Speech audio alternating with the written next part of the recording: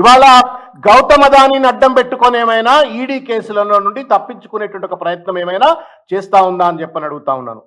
బీజేపీకి పెట్టుబడిదారుగా ఉన్నటువంటి ఒక అతిపెద్ద పారిశ్రామికవేత్తతో కాంగ్రెస్ మంత్రికి ఏం పని అని చెప్పని కూడా అడుగుతా ఉన్నాం. ఇదే అర్థమవుతా ఉంది ఏంటంటే తెలంగాణలో ఒక వింతైనటువంటి ఒక అక్రమ రాజకీయాలను చూస్తా ఉన్నాం, అక్రమ సంబంధం లాంటి రాజకీయాలను చూస్తా ఉన్నాం.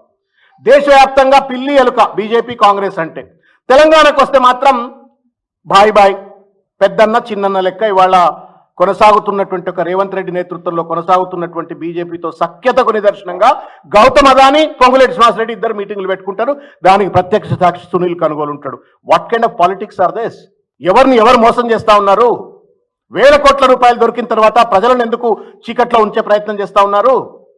బీజేపీతో కాంగ్రెస్ కున్నటువంటి ఒక బీజేపీ పెట్టుబడిదారుతో కాంగ్రెస్ కున్నటువంటి, లేకపోతే పొంగులేటి శ్రీనివాసరెడ్డి రేవంత్ రెడ్డి అనుచరుడుగా లేదా స్ట్రాటజిస్ట్గా ఉన్నటువంటి ఒక సునీల్ కనుగోలుకి ఏం పని?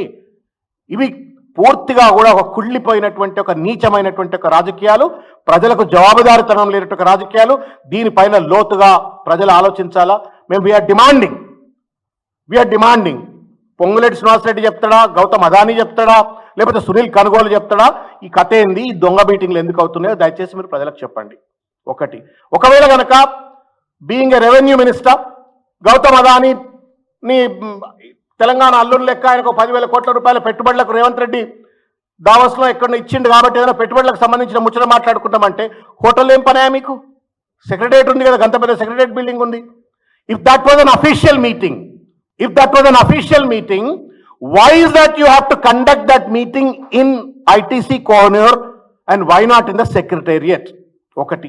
రెండు, if that is an official meeting, what is the role of Sunil Kanugolu, who is the chief advisor of the Karnataka state government, who is an electoral strategist to Revanth Reddy? ఇదంతా కూడా ఒక గూడు పుటాన్లే కనిపించట్లా.